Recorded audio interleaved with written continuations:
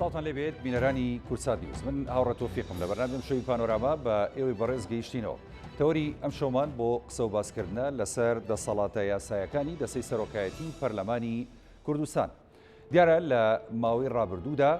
کۆمەڵێک بڕیار بە تاگلایەنی لەلایەن هەندێک لە فراکسیۆنی نێو پەرلەمانی کوردستانەوە دەرکرا سەبارەت بە لابردنی پارێزبەندی یەکێک لە پەرلەمانتارەکانی فراکسیۆنەکانی بەشداربووی پەرلەمانی کوردستان کە زۆرێک لە فراکسیۆنەکانی دیکە پێشێتی نیشتیمانی کوردستان گۆڕان کۆمەڵێکی دیکە ینی پاڵپشتی ئەم بڕیارەیان نەکرد و لەو دانیشتەیە بەشدار نەبوون. لە ماوەی ڕابردوو کۆمەڵێک بڕیاری دیکە دەرکراوە کە هەندێکی لە دەسەڵاتی دەستەی سەرۆکایەتی پەرلەمانی کوردستان و فراکسیۆنەکانی پەرلەمانی کوردستان بووە و هەندێکی دیکە تا ڕادەیەک بە تاگلایەنی یاخود بە زۆرینە لە نێو پەرلەمانی کوردستاندا سەپێنراوە. ئەم شەو ئێمەمانەوێت گفتوگۆ بکەین لەبارەی دەسەڵاتەکانی دەستەی سەرۆکایەتی پەرلەمانی کوردستان کە تا چەند دەسەڵاتی ئەویان هەیە هەندێک بڕیار پوچەڵ بکەنەوە یاخود دەسەڵاتی ئەویان هەیە کە هەندێک بڕیار نەهێنە نێو دەستەوە بۆی کە لەلایەن پەرلەمانتارانەوە دەنگی لەسەر نەدەیە.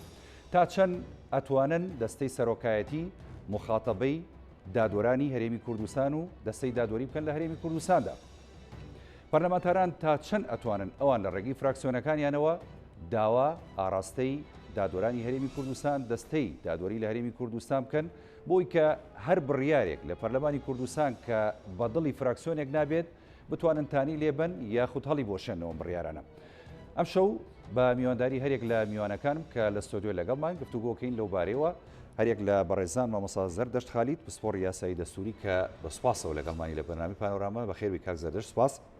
بڕیارە کاک لوقمان وەردیش ئەندامی پەرلەمانی کوردستان لێرە بێت بە ئەمان شێوە بۆ گفتوگۆکردن لەو بارەوە. بەڵام سەرەتا لە مامۆستا زەردەشت دەست پێکەین. دیارە وەکو ئاماژەم پێدا دەستەی سەرۆکایەتی کۆمەڵێک ینی دەسەڵاتی یاسایی و دەستوریان هەیە بە حکمەوەی جەنابیشت کە پسپۆڕیت لە بوارە یاسایی و دەستوریەکەیە ئەزانی تا چه ئەندازەیەک ئەم دەسەڵاتانە و ئەم یاسایانەی کە ئەمان بۆیان هەیە بڕیاری لەسەر بن و دەسەڵاتی ئەمانی تێدایە جەناب قسەی لەسەر بکەی ئەمێ بە گشتی قسە لەو بابەتە بکەی فەرموو. جارێ پێش هەموو شتێک ئێمە لە پەرلەمانی کوردستان سیستەمی بڕیاردان یان بڵێن سیستەمی دروستکردنی بڕیاری سیاسی لە نێوان هەیئەی ڕئاسی سەرۆکایەتی پەرلەمانە بۆ پێی ئەم مۆدێلی کە ئێستا لە هەموارە تازەکە ئێمە ئیقرارمان پێ کردووە مۆدێلی هەیئەیە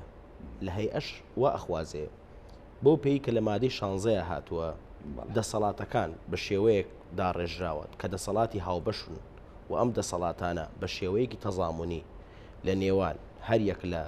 جێگرانی سەرۆکی پەرلەمان و سەرۆکی پەرلەمان پێکەوە بڕیاری لێ ئەدەن و ئەم سیستەمەی کە ئێمە لە هەمواری تازی پەیڕەوی ناوخۆی پەرلەمانی کوردستان تەبەنیمان کردووە جیاوازە لەو پەیڕەوەی کە لە بەسوسەی حوزەیران ئەو بڕیارانی تیادرا و جیاوازە لە پەیڕەوە کۆنەکەی پەرلەمانی کوردستان. با من لەگەڵ بەڕێزت ڕاشکاو بووم و ئەو بینەرە بەڕێزانشی کە ئێستا دانیشتون سێریەم بەرنامە ئێمە ئەکەن من بۆی تەنها بەرچاویان ڕوون بکەمەوە. ئێمە لە هەموو دنیادا 4 جۆر مۆدێلی سەرۆکایەتی پەرلەمانمان هەیە. مۆدێلی بەریتانیمان هەیە کە پێوترێت سپیکەر کەسی سپیکەر وەتە قسەکەر سەرۆکی پەرلەمانە و قسەکەر بێلایەنە. مۆدێلی دووەممان هەیە کە مۆدێلی ئەمریکیە مۆدێلی ئەمریکی سەرۆکی پەرلەمان سەرۆکی زۆرینەی پەرلەمانە و لە هەمان کاتیشدا حیزبیە بێلایەن نییە. مۆدێلی سێممان هەیە کە ئەم مۆدێلە مۆدێلەکەی جارانی خۆمان بوو شێوازە فەڕەنسیەکە بوو کە سکرتارێتی سەرۆکایەتیە سکرتارێتی سەرۆکایەتیە. بەڵام ئێمە لە دوای ئەوەی کە پەیڕەوەکەمان هەموار کردەوە پەیڕەوی ناوخۆی هەرێمی کوردستان عەفوەن پەیڕەوی ناوخۆی پەرلەمانی کوردستان ببورن چیمان لە سیستەمە کرد ئەم سیستەممان کرد بە سیستەمی هەیئە چەمبەر لە هەموو دنیادا کاتێک قسە لەسەر هەیئە ئەەکەیت واتە ئەبێت سەرۆکی هەیئە سەرۆکی دەستە لەگەڵ ڕای زۆرینە لەگەڵ ڕای سەرۆکی دەستەیە بێت سەرۆکی دەستەش سەرۆکی پەرلەمانە. بەڵێ ئێستا لە سێری نظامی داخلی پەرلەمانی عێراق بکە لەبەر سیستەمەکی ئەوان بە هەمان شێوە دەستەیە و هیچ بڕیارێ دەرناچێت کە ڕەزامەندی سەرۆکی پەرلەمانی لەسەر نەبێ واتە بڕیار یان بە ئیجماع دەرەچێت لەوێ یاخود بە ڕەزامەندی سەرۆک لەگەڵ یەکێک لە جێگرەکانی ئەندامانی دەست. بەڵێ بۆیە کێشەی بڕیاری ژمارە 4 سەبارەت بە دۆسیەی بەڕێز سۆران عومەر کێشەکە لێرەدایە ئەم بڕیارە کە دەرچووە بڕیارێکە بە میکانیزمی دەستەی سەرۆکاتیان نەڕۆیشتووە و بە فلتەرە یاسایەکان نەڕۆیشتووە و بۆ زیاتر پاڵپشتیکردنی ئەم تحلیل قانونیە ئێستا ئەگەرێ بەڕێستان تەماشای هەموو دەستە دادوەریەکانی هەرێمی کوردستان بکەیت لە محکمەی تەمیستەوە لە محکمەی جینایەتەوە لە محکمەی ئیستئنافەوە ڕێیەکی هەرێکەمانش بەماشێ دەستن هەیە ئیستئناف کەس بڕیار هەیە تەمیست هیچ کام لەم هەیئانە بۆیان نییە بڕیارێ بن کە مخالف بێ لەگەڵ ڕێی ڕئیسەکەی واتە ئەگەر تەنانەت مخالف بن ئەبێ یەکێک لە دادوەرەکان خۆی یەکلایی کاتەوە لەگەڵ ڕێی ڕئیسە هەوتە بابێ کێشەی ئەوە ئێمە ناکرێت دۆخی 23 حوزەیران لە پەیڕەوە کۆنەکەیە بەراورد بکەین بە دۆخی ئێستا لەژێر سای ئەم پەیڕەوە نوێیەدا چونکە ئەم پەیڕەوە نوێی کە دانرا وەکو کاردانەوەیەک دانرا بۆ ئەو دۆخانی کە پێشتر لە سەردەمی بەڕێز دکتۆر یوسف معنی محەممەددا ڕوویدا و بۆ ئەوی جۆرێک لەوەی تەقیدێ دروست بکەن هاتن سیستەمەکان لە سیستەمی سەرۆکایەتی گۆڕیان بۆ سیستەمی دەستەی سەرۆکایەتی و بۆ فی سەبیلی ئەوەی کە ئەم دەسەڵاتانی کە لە مادەی 16 پەیڕەوی ناوخوا هەیە بکرێ بە ئیجماع و بە ئیجماع قەراری لێ بدرێ بۆیە ناکرێ ئێستا ئەو سیناریۆی کە لە 23 حوزەیران ئێمە بەڕاستی بزانین و پێمان وابێ بۆ ئێستاش ڕاستە نەخێر دوو دۆخی زۆر جیاواز لە ڕووی یاساییەوە خاڵێکتر من حەزم کرد کە ڕوونکردنەوەی لەسەر بەم بە هەمان شێوە لە پەرلەمانی عێراق هەردوو جێگرانی سەرۆشی پەرلەمان هەم بەڕێز بەشیر حەداد و هەم بەڕێز حەسەن کەعبی دۆسیەکەیان بردە محکمەی اتحادی داوایانە کرد کە ئەمە لە دەستەی سەرۆکایەتی بتوان هەردوو جێگرەکە بە زۆرینە بەرنامەی کاری پەرلەمان دانێن محکمەی اتحادی زۆر بە واضحی وەڵامی دانەوەتی لەبەرەوەی ئەم سیستەمە دەستەیە هەیئێ قەرار لە دەرەوەی خلافی هەیە ناکرێت دوو جێگر لە خلافی سەرۆکی هەیە بڕیار بداتوە بەرنامەی کاردا بن کاتەم بۆ پەرلەمانی کوردستانیش عینیشتە بەڵێ لە هەموو دنیادا ئێستا لە زۆرینەی ئەو پەرلەمانانی کە هەیە پێی ئەوترێت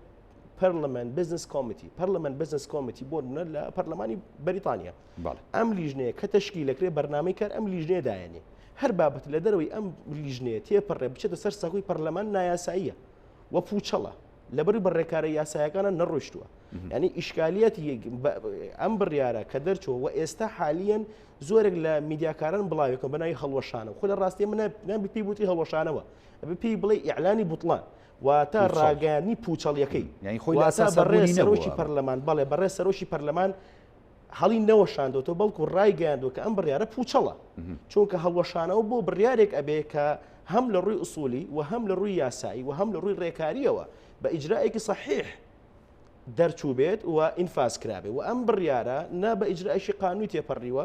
و نە بە اختصاصێکی قانونی تێپەڕیوە و نە بە کارنامەیەکی تەندروست تێپەڕیوە و نە بە قەواعیدی شکلی جەزایی تێپەڕیوە و بۆیە ئەمەی کە ئێستا ڕوویداوە بێگومان دەرئەنجامی ئەو جۆرە ڕێخستنەیە کە کارنامەیەکی پوچەڵ ڕێکخراوە لەسەر ئەساسی ئەم کارنامە پوچەڵە ئەم جەلسەیە ڕێکخراوە بۆیە بە لە دوجاریشە جەلسەکەش و ئەو دانیشتەوە ئەو بڕیارەشی کە لەسەر ئەم کارنامە پوچەڵە دراوە پوچەڵە یعنی ئەمە با زۆر وازح بێ لا یار هەبوومان دۆخێکی تر هەیە کە هاوڕێ شتێک زۆر جار لە ئەم بەڕێزانەی کە جێگرانی سەرۆشی پەرلەمانن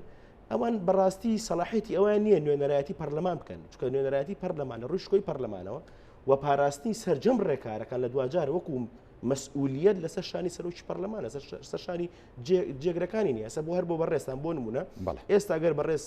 سۆران عومەر لەو دۆسیەدا ئەم قەزێ بەرێ بەرەو محکمەی اتحادی داوای قەراری ژمارە 4 لەسەر چیەکە لەسەر بەڕێز سەرۆکی پەرلەمانێکە دەبێت بەڕێز ڕێوازفایق بچێت دیفاع لە قەراری ڕقم 4 بکە کە ئێستا خۆی دژێتی یعنی ئەم نقطەیە کە بۆمان یەکلایی ئەکاتەوە کە سەلاحێتی فعلی لە پاراستنی سەرجەم ڕێکارەکانی پەرلەمان لە پاراستنی شکۆی پەرلەمان لە پاراستنی هەیبەتی پەرلەمان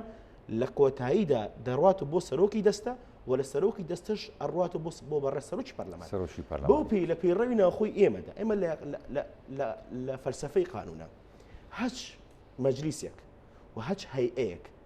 بەو پێی ئەم هەیئەیە نیسابێکی تیانە بڵێ بە زۆرینەی دەنگێک لا یەکرێتەوە یان بە کەمینە و لە پێی بۆ پێی کە دەسەڵاتەکانیش کۆمەڵە دەسەڵاتی هاوبەش و کۆمەڵە سەلاحەتی تەزامونین بۆیە بە هیچ شێوەیەک هەردوو جێگرەکەی ناتوانن بڕیارێ دەرکەن کە پێچەوانەی پەیڕەوی ناوخۆ بێت چکە پەیڕەوی ناوخۆ لەم نقطەیە زۆر وازح پێمانەڵێ ئەم سەلاحیاتانە تەزامونین واتە بە هەر سێ بەڕێزان هەردوو جێگرانی دەستەی سەرۆکایەتی و بە سەرۆکی پەرلەمانەوە هەر سێشیان پێکەوە یەک کەسێتی یاسایی و ئەتوانن ئەو دەسەڵاتە هاوبەشانی کە لە مادەی 16 پێڕەوی ناوخۆی پەرلەماندا دەقنووسکراوە پەیڕەوکەن واتە بە هەر سێ بەڕێزان خاوەنی یەک دەسەڵاتی قانونی هیچیان بە تەنها ناتوان تەفەڕوت بۆ دەسەڵاتانەوە بکەن یعنی کێشەکە ئەوەیە ئێمە لە کارنامەی بڕیاری ژمارە 4 تەفەڕوتمان بینی لە نێوان دەسەڵاتە هاوبەشەکاندا کە ئەم تەفەڕوودا پێچەوانەی پەیڕەوی ناوخۆی پەرلەمانی کورد باشە مامۆستا سەردەژ ینی هەر ئەو کاتە بەپێی یاسا و دەستور و بەپێی ئەو دەسەڵاتە فراوانەی کە سەرۆشی دەستە کە خۆی لە سەرۆشی پەرلەمان بینێتەوە خۆتوانرێ بەپێی یاسا ینی لەو کاتەیە ڕێگری بکرایە هەم لەو جەلسەیە هەم لەو بڕیارە نایاسایی و دەستوری کە لەلایەن یەکێک لە گەورەترین فراکسیۆنەکانی ناو پەرلەمانی کوردستانەوە ڕایکرا بۆ ئەو کاتە ئەوە نەکرا بەڕاستی ڕاستە ناڕزایی دەربنا لەلایەن زۆربەی فراکسیۆنەکانەوە بەڵام جەلسەکە نەتوانرا بوەسێنرێت لەو کاتەیە کە جەلسەکە کرا کێشەکە لێرەدا بوو ینی دەبوو بەڕێز سەرۆکی پەرلەمان لەو جەلسەیەدا بنیشتایە و ئەم تەعنانەی کە ئێستا بەڕێزیان ئەی خاتە ڕوو کە ئێستاش نەچۆ بچێ ئەبوو ئەو کاتە لە ڕووی خاڵی پەیڕەوی و خاڵی شکلیەوە بەرنامەی کاری داودانیشتنەی پوچەڵ بکردایەتەوە ئەیتوانی بەڵێتوانی ئەو کات ئەیتوانی بەر بەم دۆخە بگرێت چونکە لە دوجارە با ئێمە بیرمان نەچێ دەستەی سەرۆکایەتی گرنگترین ئەرکی ئەوەیە کە ناهێڵێت هەموو جۆرە بابەتێ بێتە ناو ساحی پەرلەمانەوە واتە گەیت کیپەرە ئەوەی کە ئینگلیس پێڵە گەیت کیپەر بەواتە یەکتر ئەتوانین بڵێن پاسەوانی دەرگای پەرلەمانە ئەوە دەستەی سەرۆکایەتی و بە تایبەت لە ناویشاندا سەرۆشی پەرلەمانە پێت ئەڵێ کام یاسایەتە ناو پەرلەمان و کام یاسا نایەتە سەرسەکوی پەرلەمان گرنگجی ئێمە بەڕاستی بەداخەوە ئەگەر ئەو کات دانیشتن هەبووە و بەڕێز سەرۆکی پەرلەمان حزوری هەبووە لە بری مقاتعە ئەیتوانی لەوێ خاڵی پەیڕەوی شکلی و هەر لەوێ ئیعلانی بکردایە کە ئەم کارنامەیە پوچەڵە چونکە دەستەی سەرۆکایەتی بە ئیجماع بڕیارەدا و من بە هیچ شێوەیەک لەگەڵ ئەم بڕیارەدا نیم ئەگەر ئەو کات بەڕێزیان ئەم خاڵە پەیڕەوی جێبەجێ بکردایە بەڕاستی نەئەگەیشین بە ئەمڕۆ و ئێستا کۆمەڵێک بۆچوونی کە هەیە لە دەوری ئەمە ئەخولێتەوە نازم مەگەر بەڕێستان ساوەڕەکەم ئاگادار بن باز لە مەجلیسی شورا ئەکرێ بۆ تقریبا هەندێک لە پەرلەمانتاران ینی داوایەک ئاراستە بکەن بۆ مەسەلەیە لەو ڕۆ چۆن ینی مەجلیسی شورا وەڵامی چییە بێ ئەو کاتەش هەر سەرۆکی پەرلەمان ینی دەسەڵاتی ئەوان نییە کە ئەم داوای ئاراستە بکات خۆی کاگاوڕێ مەجلیسی شورا ینی بۆی نییە بە ئەلفێک قسە لەسەر پەرلەمان بکە مەجلیسی شورا پەرلەمان لەو گەورەترە لە بەڵێ مەجلیسی شورا بەڵێ ینی حەزەکەی کۆنسڵ دێتای فەڕەنسا بخوێنەرەوە حەچی نظامی مەجلیسی شورای مصر بخوێنەرەوە عێراق بخوێنەرەوە مەجلیسی شورا بریتیە لە هەیئەیەکی قەزایی بۆ سوڵتەی تەنفیزی و تەنها بۆ چوون ئەدا بەدامەزراوەکانی سوڵتەی تەنفیزی یان وەزارات یان ئەو دامەزراوانی کە مرتەبط نین بە وەزاراتەوە و مدیرەکەی پلەی وەزیری هەیە و لە دوجاردا یعنی من لام سەیرە مەجلیسی شوراکاتی خۆی کە ئیستیشارەیاندا لەسەر پرسی بەڕێز سەرۆشی هەرێم دەبوو ئەو کاتە داوای جەزائیان لەسەر تەحریک کردایە چونکە دەبوو داواکاری گشتی داوای تەحریک کردایە ئێمە جەریمەیەکمان هەیە لە قانوناتەوە هەر قازێک هەر دادوەرێک هەر بەرپرسێک تەجاوزی سەلاحیەتی قانونی خۆی کات تاوانە جەریمێ و عقوبەکەشی حەبسە یعنی زۆر وازحە قانون عقوبات مادەی 331 من هیوادارم ینی مەجلیسی شورا توخنی ئەو مەسەلەیە نەکەوێت چونکە بەڕاستی تەجاوزی سەلاحیەتی قانونی خۆی ئەکە مەجلیسی شورا مەجلیسی سوڵتەی تەنفیزیە مرتەبیتە بە وەزارەتی دادەوە و بەس بەشێکە لە دەسەڵاتی جێبەجێکردن و لە ڕووی پرەنسیپی مەبدەئی فەسڵی سوڵتاتەوە ئەوە ئیشی مەجلیسی شورانیە قسە لەسەر یاسا بکە بەڵکو مەجلیسی شورا تەنانەت بۆی هەیە تەنها قسە لەسەر ئەو بڕیارانە بکات کە پەیوەندی هەیە بەوەی تا چەند لەگەڵ یاسایەکە گونجاوە تا بۆی نیە قسە لەسەر خودی یاسایە بکە بەواتایەکی تر ئەگەر بەڕێزان لە مەجلیسی شورا ئێستا فتوایەک بن لەسەر دۆسیەیەکی ئیداری یاخود بڵین لەسەر دۆسیەیەکی یاسایی تەنانەت فتوای بەڕێزیان بۆ ئەنجومەنی دادوەری و بۆ دادگای تەمیز مولزەم نییە بەواتایەکی تر کە ئەنجومەنی شورا فتوایەک باد لەسەر دەقێکی یاسایی ئەوە ئەم فتوای بەڕێزان لە مەجلیسی شورا مولزم نییە بۆ محکمەی تەمیزی هەرێمی کوردستان چونکە محکمەی تەمیزی هەرێمی کوردستان دەسەڵاتێکی مستەقیلە بە هەمان شێوە فتوای مەجلیسی شورا مولزم نییە بۆ پەرلەمانی کوردستان چونکە پەرلەمانی کوردستان سوڵتەیەکی مستەقیلە و هیچ ارتباطێکی نییە بە مەجلیسی شوراوە و ئەوەشی کە ئەوێ ئەم جۆرە ئارگۆمنتە یان ئەم جۆرە قسەیە ئەدڤانس بکە بەڕاستی تاوانە ئەزانی یەکێ لە کێشەکانی ئێمە ئەوەیە هەندێک لەو پەرلەمانتارە بەڕێزانە وەکو ئەوەی پێشوەختە ڕێی محکەمە بزانن، یعنی ئەگەر واز لە هەموو ئەو نقطانی کە بێنی دادگا بۆی نییە پێش قەزیەک ڕەئی لەسەر بە، یعنی ئێمە دەبینین بەداخەوە لە میدیاکان کۆمەڵێک پەرلەمانتار ئەڵێ ڕاستەوخۆ مەجلیس شورا ئەم بڕیارە ڕەت دەکاتەوە. باشە یعنی چۆن ئەم بەڕێزە دێت بە ناوی مەجلیسی شورا و ئەم قسەیە ئەکات لە ڕووی یاسا و دەستورەکان. کاگاوڕێ بەڕێز لە ڕووی دادوەریەوە ئەگەر دادوەرێ پێش جەلسە ڕەئی خۆی بڵێ ئەبێ ئەو دادوەرە لەسەر حکم لابێ ئەبێ عەزلیکەی ئەبێ تەنەحیکەی، ئەمە ئەسبابی عەزلی حاکمە. یعنی چۆن ئەگرێت یعنی کەواتە یان ئەوەتە خەلەلێک هەیە لەم پەرلەمانتاریان ئەوەتە خەلەلێک هەیە لە بەڕێزان لە مەجلیسی شورایە، ئیتر ئەبێ بەڕاستی خۆیان ساغکەنەوە. یعنی ئەم بەڕێزە چۆن دێ بە ناوی هەیەیەکی دادوەریەوە ڕەئیشی قەزایی ئەڵێ، یعنی ئەمە ڕەئیشی پەرلەمانی نییە. پێدوانی ئەمە زۆر جار بیرکردنەوەی ئەوان وەها بێ کەمە هەیمەنەی حیزب زاڵە بەسەر زۆربەی دام و دەستگا دەستوری و شەرعەکانە بۆیە ئەوان لەو منتەڵەقەوە قسە بکەن. ئەگەر ئەوەش نەبێ کاگەوڕێمە ئەمە کارێکی خراپە، ئەمە کاریسەیە. یعنی فعلەن دەرێخا لە هەرێمی کوردستان و کە پێی ئەوترێ پرەنسیپی جاکردنەوەی دەسەڵات، ئەوەشی پێوترێ پرەنسیپی فەسڵی سوڵتات و دیموکراسی کەوات لەم هەرێمەیە ئێمە ناتوانین قسە لەسەر ئەو دۆخانە بکەین بەداخەوە. یعنی هەیەیەشی قەزایی ڕێگە بۆ بدات ئەندامێکی پەرلەمان قسە لەسەر ئەداقی بکە وەکو متحەدیسی ئەو موەسسەسەی قسەکە، ئەمە سەرەتا بەڕاستی ئەمە تەشیرە، ئەمە دەبوو بەڕێزان لە ئەنجومەنی شورا خۆیان ئەم پەرلەمانتاریان ڕابگرتایە. یعنی تۆ بە چ سیفەتێک بە چی نوێنەرایەتیەک بە چی سەنەدێکی قانونی بە ناوی موەسسەسەکەی منۆ قسە ئەەکەی. ئەمە کێشەکە ئێمە چێ لە هەرێمی کوردستان ئەو ڕووداوانی کە لە ڕابرد و ڕوویان داوە گەر لە کاتی خۆیان لە ڕووی یاساییەوە بەرمان پێ بگرتایە و لە کاتی خۆیان ئێمە سنووری یاساییمان بۆ دابنایە و لە کاتی خۆیان ئێمە قسەی دەستوری و جدیمان لەسەر هەبووایە قەت ئێمە نەئەگەیشتین بەم دۆخەی ئەمڕۆ. یعنی ئێمە کێشەکانی پەرلەمانی کوردستان بێجگەلەوەی کە ئێمە غیابی دەستورمانێ، ئێمە غیابی یعنی تعریفی نظامی سیاسیمانێ، ئێمە غیابی یاسایەکی تەندروستی هەڵبژاردنمانێ، ئێمە غیابی کێشەی کورسی کۆتاکانمان هەیە، ئێمە یەک کۆمەڵ غیابمان هەیە. بەڵام کێشەکە ئەوەیە کەڵەکەبوونی هەموو ئەم کێشانە و تەخیرکردنی بۆتە ئەوەی ئەمڕۆکە ئەم خەیرانەی دروست کردووە. یعنی بەداخەوە ئەسڵەن پەیڕەوی ناوخۆی پەرلەمانی کوردستان، یعنی کاگاوڕێ لا سیر نەبێ، پەیڕەوی ناوخۆی پەرلەمانی کوردستان لە بابەتی پارێزبەندیە پێچەوانی دەستوری عێراقە. دەستوری عێراق تەنها ڕێگە ئەدا بە تاوانی جینایەت تۆ ڕفعی حەسانە بکەی و ئەو مادەی کە بەڕێز سۆران عومەری پێ تۆمەتبار کراوە تاوانەکەی کەتن لە ناویشیاندا مادەی 443 مادەی 433 مادەی 433 کەتن واتای چی واتە ئەو تاوانانی کە حکومەکەی لە 3 مانگ زیاتر بۆ 5 ساڵە. بەڵام لە پەرلەمانی بەغا تەنها ڕێگە ئەدا بۆ تاوانێک کە حکومەکەی لە 5 ساڵ بۆ لە سێدارەدان بێ. واتە هەر لێرەیە پەرلەمانی کوردستان دامەزراوەی یعنی ئازادی دامەزراوەی کەمتر فەراهەم کردەوە وەکو لە پەرلەمانی عێراق و دەستوری عێراقی. یعنی یەکە لە نوقتەیەشی کەشە گریمان ئەم بڕیاری ژمارە 4 ئێمە هیچ قسەیەکی لەسەر نەکەین. بەڕێز سۆران عومەر بڕوا لە محکەمەی ئیتیحادی طلبی طعنێ بکە لەسەر خودی پەیڕەوی ناوخۆ، نەک لەسەر بڕیاری ژمارە، لەسەر خودی پەیڕەو کە ئەم پەیڕەوە کەمتر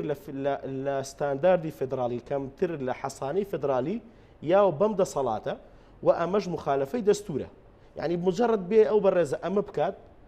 ئەم بڕیارە لە بناغەوە هەڵەوەشێت، چونکە ئەو مادە قانونی ئەم بڕیارە ئیسنادی لەسەر کردووە خودی ئەم مادە قانونیە نادەستوریە. واتە گریمان ئەگەر ئەو بەڕێزانە ئەوە گریمان ئەم مەسلەیەشان سەد کرد. باش ئەی چی لە مەسلەی لە محکەمەی ئیتیحادیەکەن و چی لەوە ئەکەن، یعنی خۆ بەڕێز سەرۆکی پەرلەمان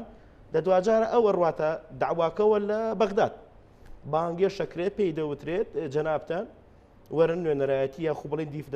داکۆکی لە بڕیاری ژمارە 4 و یاساکە بکە. ئەو بەس بڵێ من ئیقرارەکەم بەو یاسایە قەزەکە داخرا تەواو محکەمەی ئیتیحادی حەسمیشێکە و داواکەش برایەوە. یعنی ئەو کات چی ئەکەن؟ کێشەکە ئەمێ لە کوردستان دەبێت ئێمە چارەسەری ئەم کێشانەی خۆمان لە چوارچێوەی دەستوری عێراق بکەین و ناشکرێ هەرێمی کوردستان بەڕاستی عیبە 27 ساڵ ئێمە حکومدارین، ئێستاش یاساکانی حکومەتی فدرال لە یاساکانی هەرێمی کوردستان باشترن و ئێستاش حەسانەی قەزایی و حەسانەی پەرلەمانی لە مەجلیسی نواب زۆر باشترە لە حەسانەی قەزایی و لەگەڵ حەسانەی پەرلەمانی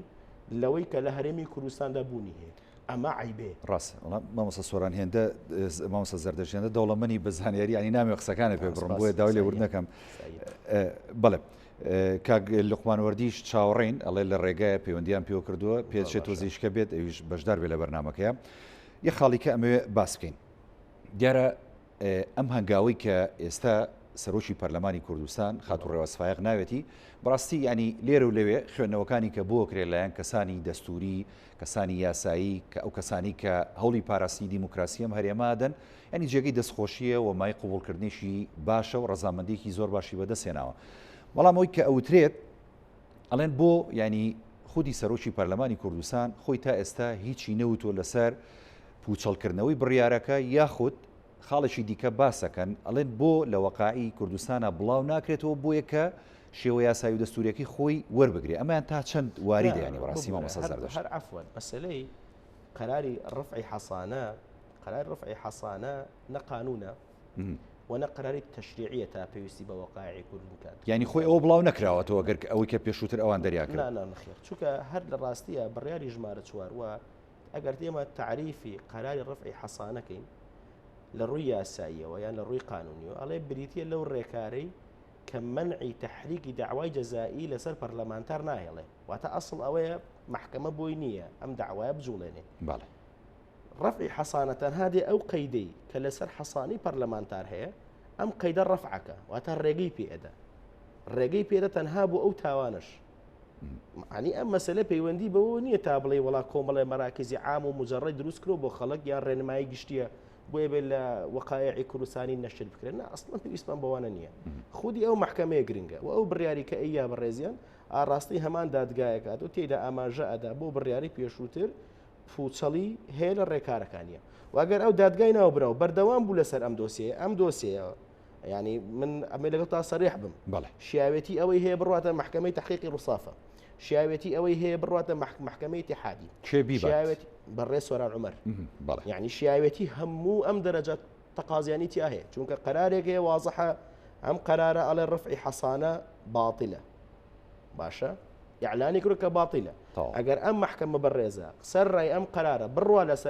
لەسەر ئەم دۆسیە ئەم داوایە تەنانەت آخر دەرەجەش ببڕێ هەر باتیلە ینی قابلیەتی ئەوەی تیا هەیە بخرێتە بەردەم محکەمەی اتحادی و هەڵبۆشێتەوە ینی مەجالی تیانە ماوە چونکە لە دوجارە ئەوەی کە نوێنەرایەتی ئەم دۆسیەیە ئەکا لە بەردەم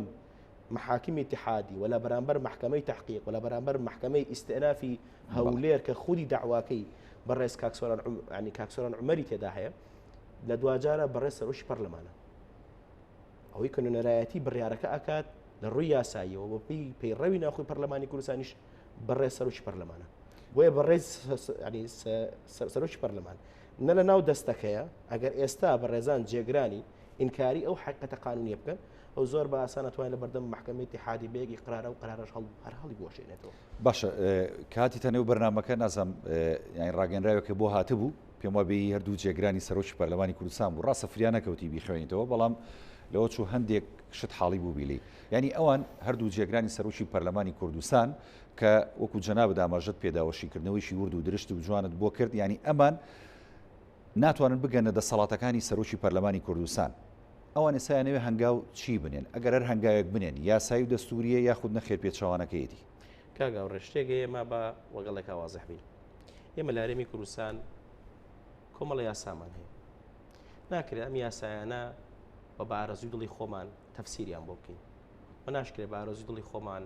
چیمان پێ خۆش و پێمان وابێ یاسای و چیشمان پێ ناخۆش پێمان وایە ئەمە یاسادیە ئەمە بەڕاستی کارێکی خراپە ئەمە پێچەوانەی پرەنسیپی مەشروعیەتە پێچەوانەی پرەنسیپی دیموکراسیە پێچەوانی پرەنسیپی ینی چۆن پێ بڵێم دەوڵەتی یاسایە ئەوە ناڕوا بڕێەوە ینی بەم لەگەڵ تا سەریح بم دەوڵەتداری بەم نەمەتا و بەم ئەدای سەنگەرگرتنە کارێکی خراپە ئەمە خاڵی یەکەم خاڵی دووەم مەسەلەی بڵاوکردنەوەی بەیاننامە یان ڕوونکردنەوە لە دەرەوەی دەستەی سەرۆکایەتی و بە ناوی دەستەی سەرۆکایەتی خۆی لە خۆیدا ئەمە نایاساییە چونکە دەسەڵاتەکانی جێگرانی سەرۆکی پەرلەمان کۆمەڵە دەسەڵاتن بە پێی یاسا دەسەڵاتی احتیاطین دەسەڵاتی احتیاطی بەواتای چیت بۆ نمونە ئەگەر بەڕێز سەرۆکی پەرلەمان لەوێ نەبێ یاخود حزوری نەبێ ئەوجا جێگیری سەرۆکی پەرلەمان ئەتوانێت کۆمەڵی سەلاحیەت پێی ڕەویکە ئەمە لە قانونە پێی ئەوترین مەبدەئی حلول پێی ئەوتری حلول واتە هەتا شخصی ئەسیل شخصی ڕەسەن ئەو کەسی کە خاوەن دەسەڵاتە ڕەسەنەکەیە وجودی هەبێ کەسی وەکیل یا بڵێن کەسی ئەو کە جێگەی ئەگرێتەوە بۆی نییە ئەم دەسەڵاتە پێڕەو بکە جا چی ئێستا بێ بەیاننامە بڵاو بکات و یعنی ئەمە سەرەتایی تێکچوونی کاری پەرلەمانی لە هەرێمی کوردستانە و ناشبێت بە ڕێزان کە ئەوان پێکەوە یەکتی من یەک دەستن بەو نەفەسە بەرامبەرێکتر کارکردوات بەواتایەکتر ئەزانانی و کچیوەکاک هەوڕێ گریمان با من بۆی بە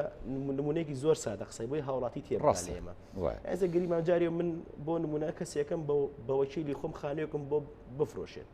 ئەکرێ ئەم کەسی وەشیلە لە دەرەوەی قسەی من لە دەرەوەی ڕەئی من بچێ خانۆکە بفرۆشێ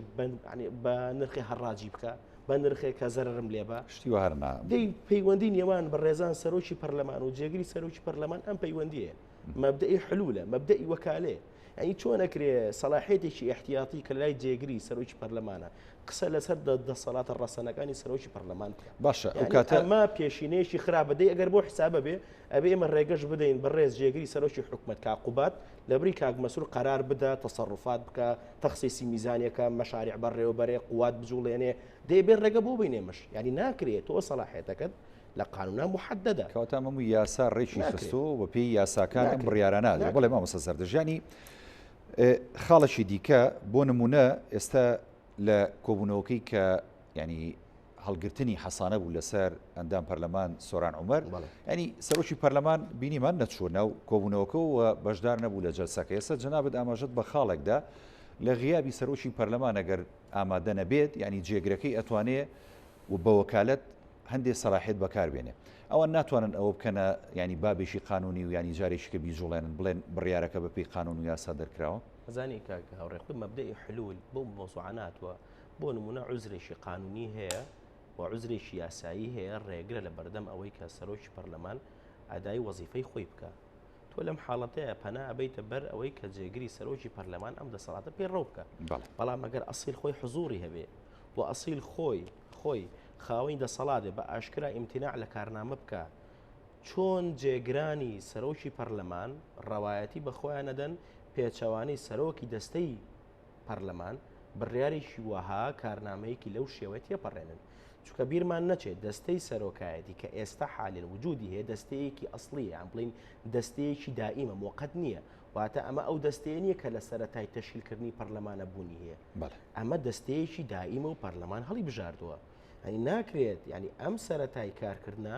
خۆی لە خۆیان مەبدەئی حلولی بەسەرا جێبەجێ نابێت و مەبدەئی حلول کاتی ئەتوانی تەطبیقیکەی لە ڕووی قانونیەوە ئەگەر بێت و عزرێکی قانونی مەشروع هەبێت کە ئەم شخصە غائبە لە پۆستەکەی بەڵام بە ئاشکرا ئەڵێ ئیمتیناعەکەم لەم کارنامەوە نابێت تێپەڕێ بەڵام تۆ دەی جەلسە دروستەکەی لە دوای ئەمە بەڕاستی ئەمە پێچەوانی هەم کارنامەیە و هەم پێچەوانی ڕۆحی پەرلەمان ئەزانی بێنە بەرچای خۆمەڕێک وایە کە هەردوو بەڕێزان لە جێگرانی سەرۆکی پەرلەمانی عێراق ڕێبکەون بە پێچەوانی بەڕێز حەلبوسی و کارنامە بخەنە ناو پەرلەمانی عێراقەوە ینی چه حرمەتێک ئەمێنێتەوە بۆ پۆستی سەرۆکی پەرلەمان نەک دەران لە ڕووی ئاکاریەوە قسەکی من لە ڕووی یاساییەوە لە ڕووی یاساییەوە چه حرمەتێک ئەمێنێتەوە بۆ ئەو پۆستە بەڵام دەی کەواتە باوابێ کەواتە با ناینەنین سەرۆکی پەرلەمان نای بنین دەستەی سەرۆکایەتی و هەرسێ بەڕێزانیش سەرۆکی پەرلەمان و بە هاوبەش بەڕێوە بن دەوری و تەواو دەسەڵاتی تەواوی دەستوری یاساییانە خاڵێکی دیکە هەیە کە ئێمە لە ڕابردوو بینیمانە لە عێراق کە پەیڕەو کراوە لە هەرێمی کوردستانیش تا ڕادەیەک لە نێوان لایەنەکان پەیڕەو کراویش مەبدەئی تەوافق بوو مەبدەئی تەوافق تا چەند ینی جێگەیە بێتەوە لە ڕووی دەستوری و یاسایی لە نێو کاری پەرلەمانی و بە دیاریکراوی ژە نێو دەستی سەرۆکایەتی پەرلەمانی کوردستانە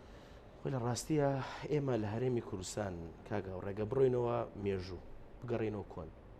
ئێمە لە هەرێمی کوردستان سیستەمەکەمان سیستەمە قانونیەکەمان لەسەر ئیجماعێکی حیزبی دروست کراوە یعنی تا ئێستا شەرعیەتی هەرێمی کوردستان بریتیە لە شەرعیەتی بەرەی کوردستانی ینی ئەمە جێی بەڕاستی تێڕامانە ئێمە یەکەم یاسای پەرلەمانی کوردستان کە دەرچووە یاسایەک بۆ حەو بەڕێز ئیمزای کرۆ بەناوی بەرەی کوردستانیەوە و ئەم حەو بەڕێزش کە ئەم یاسایان پەسەند کردووە و ئەم یاسایان دەرکردووە هیچیان نەسیفەیەکی نیابیان هەبووە و نەسیفەیەکی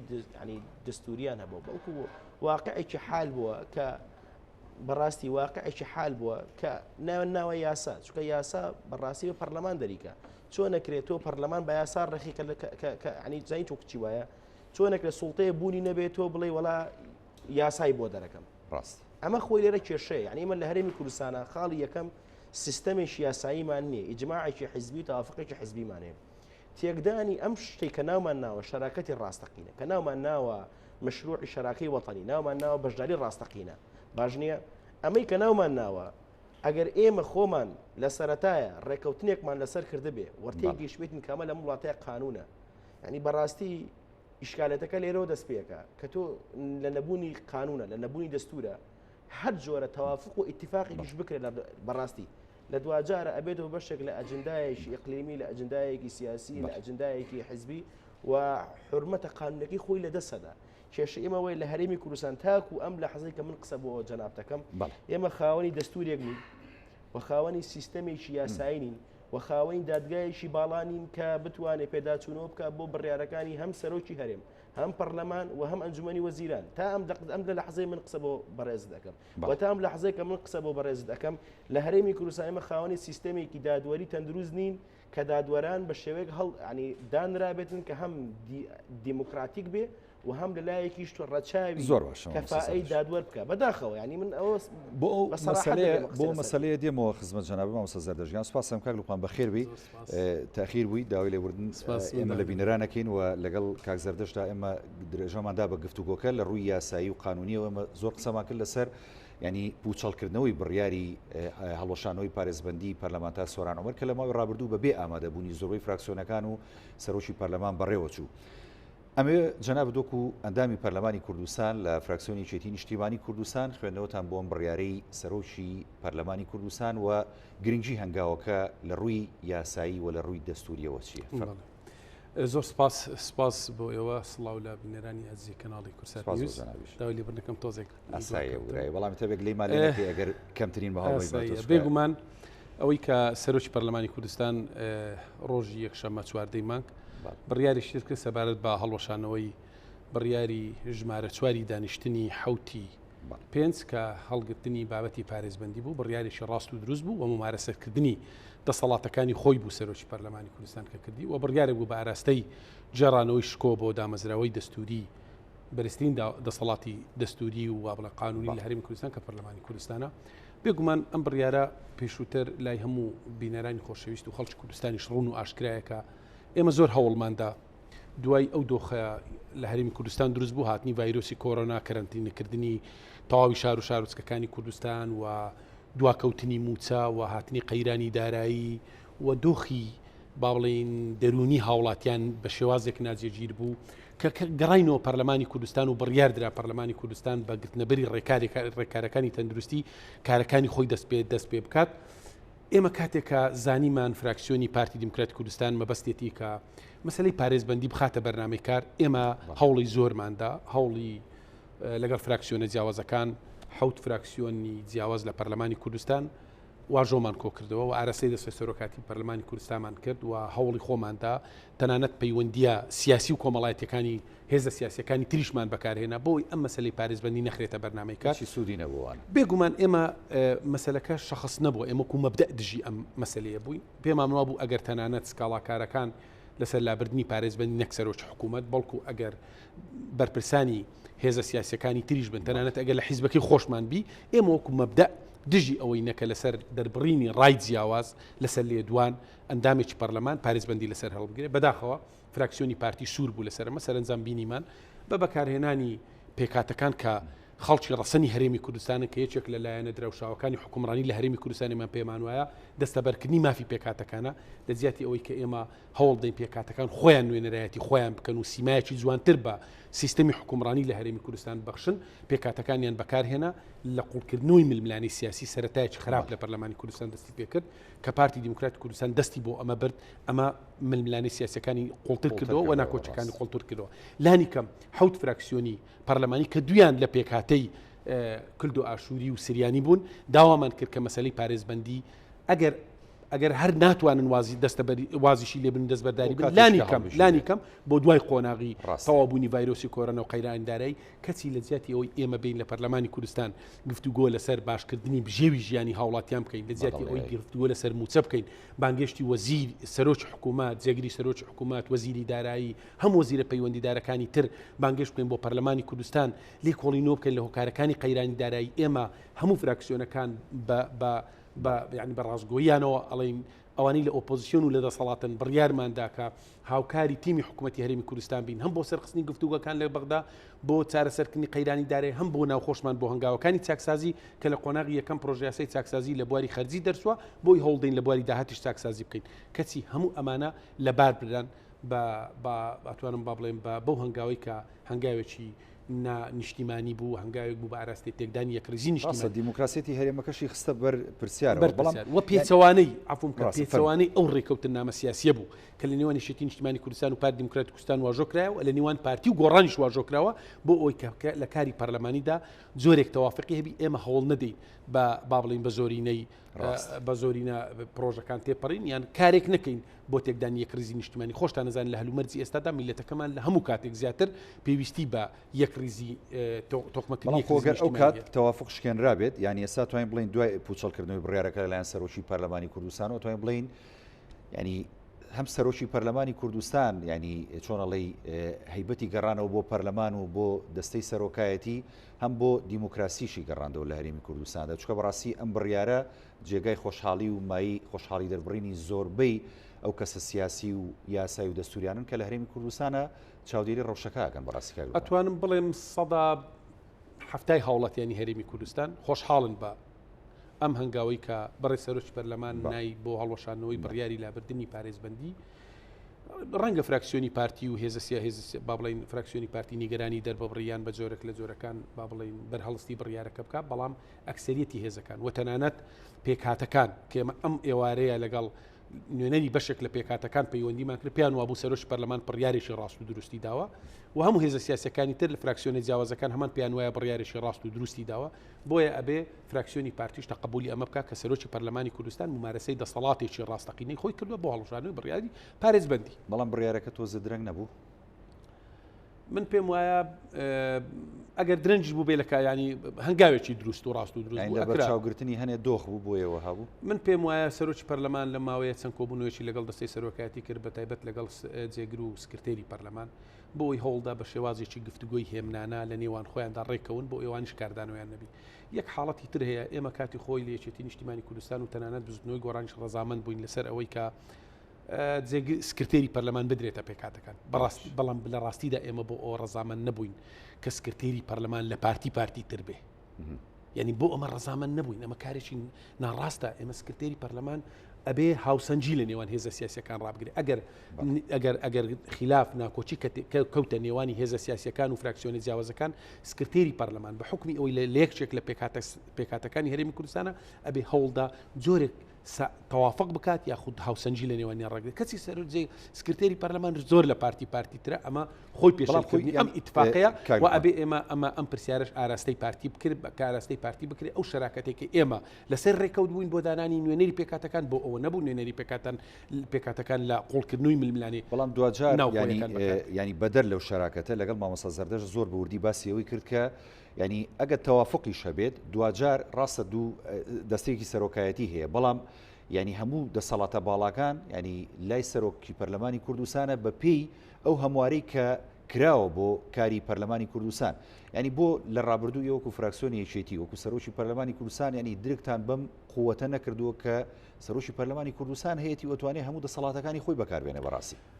سەرۆکی پەرلەمانی کوردستان بە حکمی ئەو ڕێکەوتنێک من ئاماژەم پێکرد ئەو خاڵێکی ئێمە ڕێکەوتوین لەگەڵ پارتی و تەنانەت لەگەڵ بزوتنەوەی گۆڕانیش لەگەڵ پارتی وا ڕێکەوتووە ڕێکەوتن نامەی سیاسیمان هەیە بۆ کە پێکەنانی حکوومەت کە هەموو ئەو بڕیارانەی لە پەرلەمانی کوردستان دەدرێن بە تەوافق بێت خەمی تەوافقتان بوو ئێمە خەمی تەوافق خەمی سازانی نیشتیمانی خەمی یەکریزی خەمی تێپەڕاندنی ئەم قۆناغەمان هەبووە لەسەر ئەو بنەمایە سەرۆکی پەرلەمانی کوردستان ممارەسەی زۆرێک لە دەسەڵاتەکانی خۆی نەکردووە تەنانەت ئێمە یاداشتێکماندا سەرۆکایەتی پەرلەمان و لە قسەمان لەگەڵ جێگر و سکرتێری پەرلەمان کرد باسی ئەومان کرد کە زۆر ماف و ئەرک هەیە لە وڵاتە پێشکەوتەکانی دنیادا لە دەسەڵاتی سیستەمی حکومڕانی پێشکەوتەکان بەڵام ممارەسەی ناکەن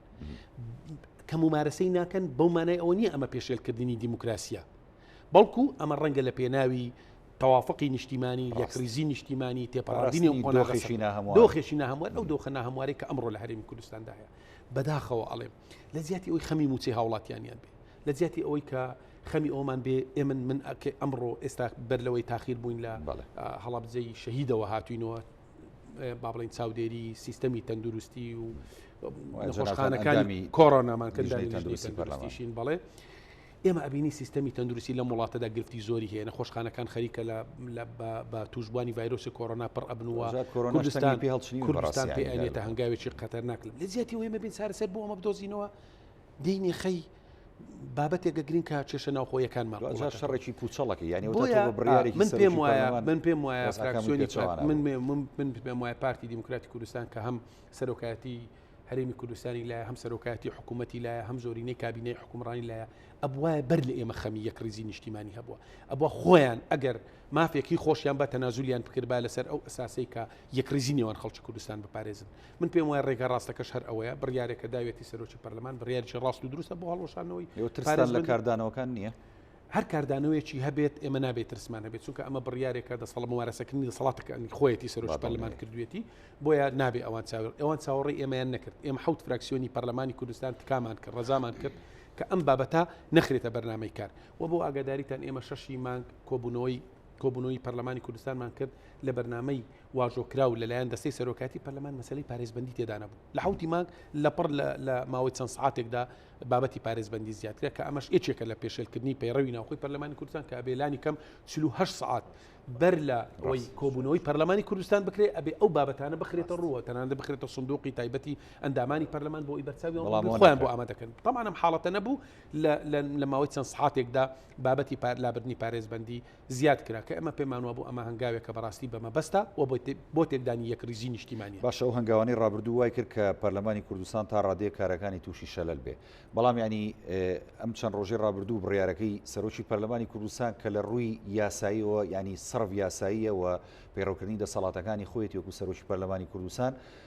جارێکی دیکەوە لە هەندێک فراکسیۆن ناکە کە کارەکانی پەرلەمان ینی قورستر بکەن و شەلەلی زیاتری بۆ دروستکەن لەم بارودۆخە ناهەموارەیانی بەتەمای کۆبوونەوەیەوە لە داات خۆی لە خۆیدا هێنانە پێشی بابەتی پارێزبەندی ئامانز لی پەخستنی ڕۆڵی پەرلەمانی کوردستان هەدەف بووە ئامانزەکە ئەمە بوو ئەگەر ئامانزەکە ئەمە نەبێت کات و ساتی ئەمە نەبوو ڕەنگە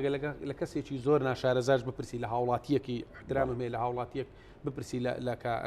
ئەگەر با بڵێ شارەزاشی لە بابەتی یاسایی و کاری پەرلەمانی نەبی پێی وایە ئەمە کارێک بوو لە کاتی خۆیدا نەبوو چونکە کاتی ئێستا کاتی ئەوەیە ئێمە قسە لەسەر دەرباسکردنی دۆخی سەختی دارایی هەرێمی کوردستان بکەین فەرمانبەران داوای موچە ئەکەن لە مانجی ڕابردوودا بە 7 ڕۆژ یەک موچە درراوە ئێستا ئەوە خەریکە پێ ئەنینە چلەمین ڕۆژ موچەی دووەم نەدراوە و خۆتان نەزانن هیچ دەنگێکیش نییە بۆیە ئەمە بابەتێکە بە ئەنقەس بێت بۆ تێکدانی یەکریزی نیشتیمانی بێت ینی بابەتێکە بۆ پەخستنی کاری پەرلەمانی بێت ینی بابەتێکە لەو بابەتانەی کە هێنراوەتە پێش من پێم وایە بەمە بەستە بەڵام ئەمە ئێمە سارد ناکاتەوە لەو ئامانزەی کە لە پێناویدا بەڵێنمان بە خەڵکی کوردستان و بە دەنگدەرانمانداوە کە ئێمە دەنگێکی دلێر و ڕاستەقینەی داکۆچیکردن بین لە مافەکانی خەڵکی کوردستان بۆ هیواین بەڵە دەست خۆش دێمەوە خزمەت جەناب بۆ دواوتە ئەمێ لە مامۆستا زەردەشیش بە تەواوەتی دواوتە وەربگرین و بزانین ینی دۆخی یاسایی پەرلەمانی کوردستان دوای ئەم بڕیارە یاسایی سەرۆکی پەرلەمانی کوردستان بە چی ئەگات ئەگەر هەندێک کاردانەوە هەبێ لەلایەن بە تایبەتی فراکسیۆنی پارتی دیموکراتی کوردستان ینی ئەم دۆسیەیە نەبم نزیکان ئەم بڕیاری کە دراوە ئیعلانی بوتڵانی کارنامەکەی بڕیاری ژمارە 4 بوو وازح بەڵێ دوو ئەم مەوزوعە و ئەم پەیڕەوی ناوخۆ لە مادەی 27 پێچەوانی دەستوری عراق بە پێچەوانەی حەسانەی پەرلەمانیە لەژێر سایی سیستەمە فدرالێکەیە ئەم قسانە قسەی ئەوە نین من نێستا دروستی کەم ئەمە قسەیە کادێمین بۆ نمونە لە هەرێک لە وڵاتانی پاکستان هندستان ئەمانە کە وڵاتی فدرالین کەنەدا ئەمریکا لە پەرلەمانی هیچ کام لەم وڵاتانە لە دەستوری هیچ کام لەم وڵاتانە لە پەیڕەوی ناوخۆی پەرلەمانی هیچ کام لەم وڵاتانە بۆت نییە کەمتر لە ئاستی حەسانەی فدرالی بدەیت بە پەرلەمانتاری خۆت واتە ئەم دۆسیەیە ئەگەر هەر چۆنێک ئێمە قسەی لەسەرکەی من پێم وانە نا بەڕێزان لە فراکسیۆنی پارتی بتوانن ئەم دۆسیە بۆی بەنە ناو مەحکەمەوە چونکە هێشتا تاعن و دەرەجات و ڕۆیشتن و ڕێکاری یاسایی تری زۆری ماوە و پێشم وایە ئیستێخارە بێ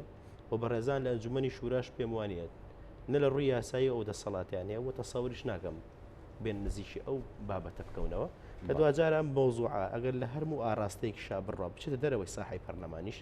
کە دوجار دەبێت بەڕێز سەرۆکی پەرلەمان داکۆشی لەو بڕیارەکە کە داکۆچی لێ ناکە و بۆیە بچێتە بەردەم هەر جهەدێکی قەزایی ئیتیحادی بە ئیقرارێکی بەڕێز سەرۆکی پەرلەمان ئەو دۆسیە ئەکەوێ و کۆتایی بەڵێ چونکە دوجارە ئەوەی بەرپرسیاری ئەوڵ و ئاخیرە لە شکۆی ئەم مؤسسێ بەڕێز سەرۆکی پەرلەمانە دەستخۆش مامۆستا زەردەژیان سوپاس دەکەم بەڵێ کاک لوقمانوەردیۆک و ئەندامی پەرلەمانی کوردستان لە فراکسیۆنی یەکێتی ئەمەوێت دوا پەیام و دوا قسەی جەنابەت لەم بارەیەوە بیستی دوا پەیاممان ئەمەیە کە ڕووی دەمانەکەینە فراکسیۆنی پارتی و ئەندامانی پەرلەمانی کوردستان و هاوپیشەکانمان لە فراکسیۆنی پارتی دیموکراتی کوردستان کە ئەبێ هەمومان بە مەسئولانە لەم قۆناغە و لەم قۆناغە هەستیارەی ئەمڕۆدا بڕوانی ماوەیەکە چەند کەناڵێکی ئەلامی تەرخان کراوە بۆ هێرشکردنە سەر یەکێتی نیشتیمانی کوردستان و ئەندامانی پەرلەمانی یەکێتی نیشتیمانی کوردستان کە ئێمە ڕەنگە دەستمان لەسەر برینەکانی خۆمان دانابێ و هەستکردنمان بێ بە مەسئولیت بۆ ئەم قۆناغە سەختە من ئومێدەوارم واز لەم تەشیرکردنە بە یەکتری بێنین بۆ قۆناغێک دەست پێ بکەین هەموو لایەکمان لە ئاستی بەرپرسیارەتی ئەم قۆناغەدا بین بیر لە ژیان و گوزەرانی هاوڵاتیان بکەین و بیر لەوە بکەین و موچەی خەڵک دابین بکەین بیر لەوە بکەین و دۆخی تەندروستی هەرێمان باش بکەین بیر لەوە بکەین و هەموو لامان چۆن ئێستا سەرۆکی تیمی یەکێتی لە پەرلەمانی لە حکوومەتی هەرێمی کوردستان بەڕێز قوبات تاڵەبانی سەرۆکایەتی وەفدی دانوستانکاری هەرێمی کوردستانەکە